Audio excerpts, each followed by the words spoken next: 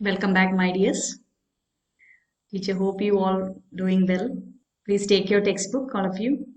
Take page number 8 is the island. Already we have explained about the island. എല്ലാവർക്കും island ദ്വീപിനെ കുറിച്ചൊക്കെ നമ്മൾ നേരത്തെ പഠിച്ചിരുന്നു. എല്ലാവർക്കും അത് അറിയാമെന്ന് ടീച്ചർ വിശ്വസിക്കുന്നു. We have mobile phones, laptops, smart boards, and many other gadgets today, which make our life easy and comfortable. എന്താണ് ഇന്ന് നമുക്ക് we have എന്തൊക്കെയാണുള്ളത്? Mobile phones, laptops, smart boards and many other gadgets അല്ലേ? Gadgets നമ്മൾ പഠിച്ചു, ചെറിയ ഉപകരണങ്ങൾ. ഇന്ന് നമുക്കതെല്ലാം ഉണ്ട് അല്ലേ? നമ്മുടെ ജീവിതം എന്താക്കാൻ വേണ്ടി? സുഖകരവും എളുപ്പവുമാക്കാൻ വേണ്ടി. To make our life easy and comfortable. But there was a time when people didn't have any of this. ഇതൊന്നുമില്ലാത്ത സമയം ഉണ്ടായിരുന്നു.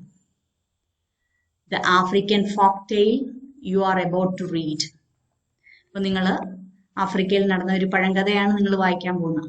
ഓക്കെ, എന്താണത് പറയുന്നത്? Describes, see the spelling, describes a humorous, നർമ്മം ഉണർത്തുന്ന അല്ലേ, രസകരമായ ഇൻസിഡന്റ്, സംഭവം that happened, നടന്നത് എവിടെ? At a time when people had it even heard of many of the things that we use now. എന്താണ്? നമ്മൾ ഇന്ന് ഉപയോഗിക്കുന്ന ഒരു സൗകര്യങ്ങളും ഒരു ഉപകരണങ്ങളും അവർക്കന്ന് കേട്ടുകേൾവി പോലും ഇല്ല അല്ലേ? നമ്മളിത് കഴിഞ്ഞ ക്ലാസ്സിൽ വായിച്ചിരുന്നു ഈ paragraph. long ago a fisherman and his wife lived on an island. It was a lonely island. The people of the island led a quiet and simple life. They had no electricity, no phone, no television, no newspaper. They had no hairbrush nor mirrors either. നമ്മൾ ഇതിന്റെ അർത്ഥമൊക്കെ നമ്മൾ വിശകലനം ചെയ്തിരുന്നു അല്ലേ? The only way the islanders came to know about the world outside was through the ships that passed the island. Was through the ships that passed the island. ഒരേ ഒരു മാർഗം, പുറം ലോകത്തെ കുറിച്ചുള്ള അറിവ് കിട്ടുന്ന ഒരേ ഒരു മാർഗം എന്തായിരുന്നു? ആ ദ്വീപിൽ കൂടി കടന്നു പോകുന്ന കപ്പൽ മാത്രമായിരുന്നു പുറം ലോകത്തെ കുറിച്ച് അറിയാനുള്ള ഒരേ ഒരു മാർഗം. The sailors in the ship threw old worn out toothbrushes, broken buckets, torn shoes, etc. into the sea. When these things came ashore, the people of the island collected them. എന്താണ്? കപ്പലിലുള്ള ആൾക്കാർ എന്താണ് അവർ വലിച്ചെറിയുന്ന ഉപയോഗശൂന്യമായിട്ടുള്ള തേഞ്ഞു പോയ പല്ല് തേക്കുന്ന ബ്രഷ്, പൊട്ടിയ ബക്കറ്റുകൾ, കീറിയ ഷൂസ്, ഇതൊക്കെ വലിച്ചെറിഞ്ഞ് തീരത്തടുക്കുമ്പോൾ ഈ ദ്വീപ് നിവാസികൾ അതെല്ലാം ശേഖരിച്ചു വെക്കുമായിരുന്നു. അപ്പൊ നമുക്ക് ഈ 2-3 ക്വസ്റ്റ്യൻസ് നോക്കിയാലോ? See this. Is the island a place like yours? അപ്പൊ എന്ത് പറയും? The island is not a place like ours. നമ്മുടെ പോലെ അല്ല എന്ന് നമ്മൾ പറയും അല്ലേ? How is it different? എങ്ങനെയാണ് അത് വ്യത്യസ്തമാകുന്നത്?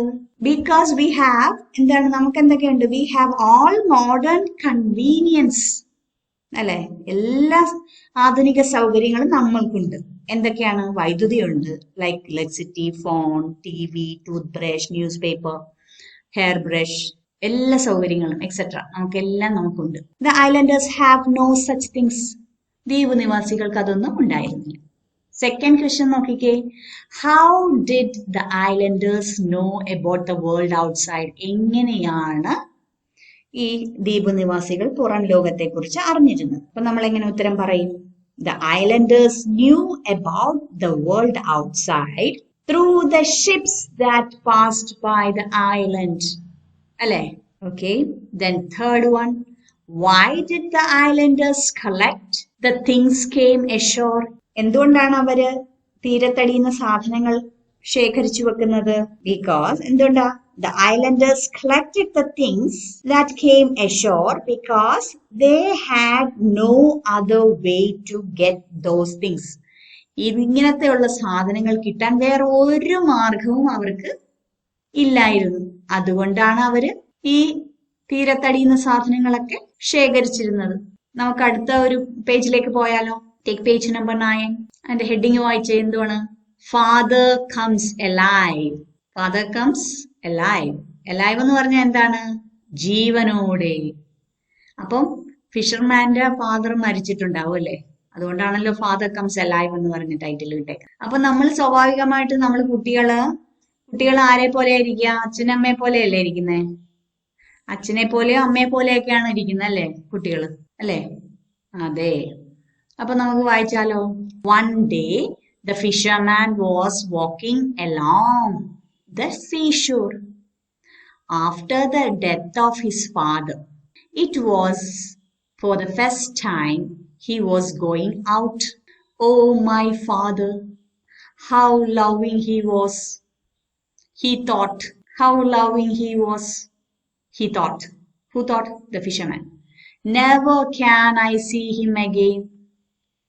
Suddenly a flash of light fell on his eyes. Something shining was lying on the sand. He picked it up and looked at it. He had never seen such a thing before. He said he saw a face in it. He was scared. He threw it away. But after a while, he walked towards it again. He picked it up and saw the face in it again. അപ്പോൾ ഒന്നുകൂടെ ശ്രദ്ധിച്ചേ. One day the fisherman was walking along the seashore. ഒരു ദിവസം മുക്കുവൻ കടൽ തീരത്ത് കൂടി നടക്കുകയായിരുന്നു. After the death of his father, it was for the first time he was going out. തന്റെ അച്ഛന്റെ മരണശേഷം ആദ്യമായാണ് അയാൾ പുറത്തിറങ്ങുന്നത്. Oh, my father, how loving he was. ഓ, എന്റെ അച്ഛ, അദ്ദേഹം എത്ര സ്നേഹമുള്ളവനായിരുന്നു. He thought, അയാൾ ചിന്തിച്ചു. Never can I see him again. ഇനി ഒരിക്കലും എനിക്ക് അദ്ദേഹത്തെ കാണുവാൻ കഴിയില്ല. Suddenly a flash of light fell on his eyes. പെട്ടെന്ന് അയാളുടെ കണ്ണുകളിൽ വെളിച്ചത്തിന്റെ ഒരു മിന്നൽ പതിഞ്ഞു. Something shining was lying on the sand. തിളങ്ങുന്നത് എന്തോ ഒന്ന് മണലിൽ കിടക്കുന്നുണ്ടായിരുന്നു.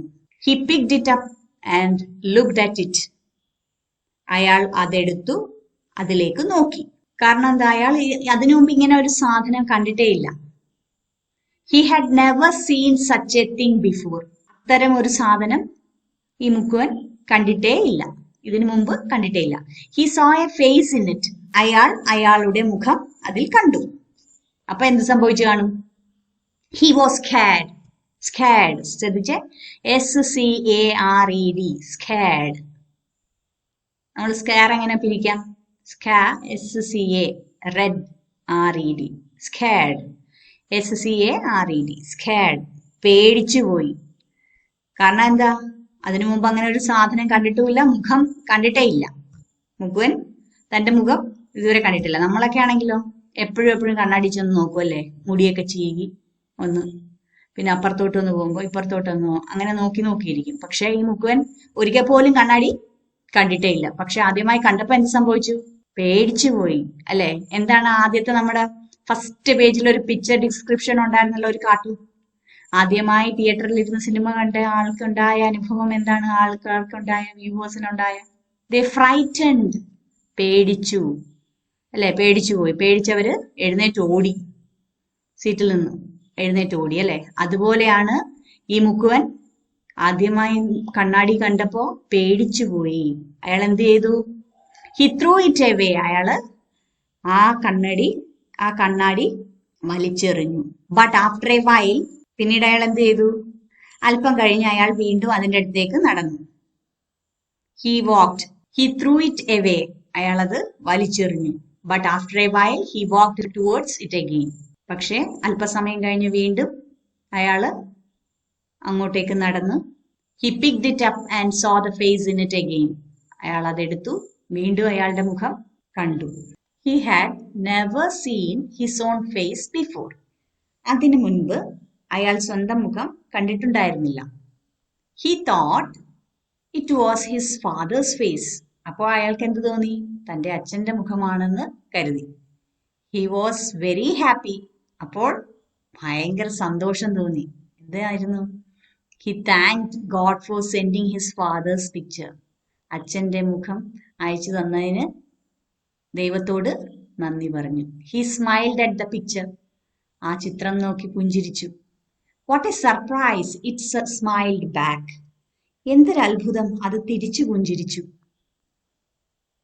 രണ്ട് ക്വസ്റ്റ്യൻസ് ഉണ്ട്, നോക്കിയേ. Fourth question, why did he think that the face in the mirror was his father's? കണ്ണാടിയിൽ കണ്ടത് തന്റെ അച്ഛന്റെ മുഖമാണെന്ന് എന്തുകൊണ്ടാണ് അയാൾ വിശ്വസിച്ചത്? കാരണം അയാൾ അതിനു മുമ്പ് സ്വന്തം മുഖം കണ്ടിട്ടില്ലായിരുന്നു. He had never seen his own face before. The face in the mirror had a very close resemblance to his father's face. So, he thought it was his father's face. The question നോക്കിയേ. What do you think the fisherman will do with the mirror? അയാൾ ആ കണ്ണാടി എന്തു ചെയ്യുമെന്നാണ് നിങ്ങൾ കരുതുന്നത്? അതിനുള്ള ഉത്തരം നിങ്ങൾ എഴുതുക. ഓക്കെ, അപ്പൊ നോക്കിയേ എങ്ങനെയാന്ന്. What do you think, do you എന്ന് പറയുമ്പോൾ അതിന് ഉത്തരമായിട്ട് എങ്ങനെ എഴുതണം? ഐ തിങ്ക്, അങ്ങനെ തുടങ്ങി നിങ്ങൾ ഉത്തരം എഴുതുക. Okay. He turned the mirror to see if his father was behind it. അച്ഛൻ പിന്നിലുണ്ട് എന്ന് നോക്കുവാനായി അയാൾ കണ്ണാടി തിരിച്ചു പിടിച്ചു. But he could not see anyone. പക്ഷേ ആരെയും കാണുവാൻ കഴിഞ്ഞില്ല. Once more he turned it up to his face. ഒരിക്കൽ കൂടി കണ്ണാടി തന്റെ മുഖത്തിനു നേരെ തിരിച്ചു. My loving father, എന്റെ പ്രിയപ്പെട്ട അച്ഛൻ. He spoke to his father. അയാൾ അച്ഛനോട് സംസാരിച്ചു. His father's lips moved, but he heard nothing. അച്ഛന്റെ ചുണ്ടുകൾ ചലിച്ചു, പക്ഷേ അയാൾ ഒന്നും കേട്ടില്ല. He became sad. അയാൾക്ക് സങ്കടം തോന്നി. He cried. അയാൾ കരഞ്ഞു. His father too seemed to cry. അയാളുടെ അച്ഛനും കരയുന്നതായി കാണപ്പെട്ടു. He held the mirror close to his heart and went home. അയാൾ കണ്ണാടി നെഞ്ചത്തോട് ചേർത്ത് പിടിച്ച് വീട്ടിലേക്ക് മടങ്ങി. നമുക്കൊരു ക്വസ്റ്റ്യൻ നോക്കിയാലോ. Where will he keep the mirror? അയാൾ ആ കണ്ണാടി എവിടെ സൂക്ഷിക്കും?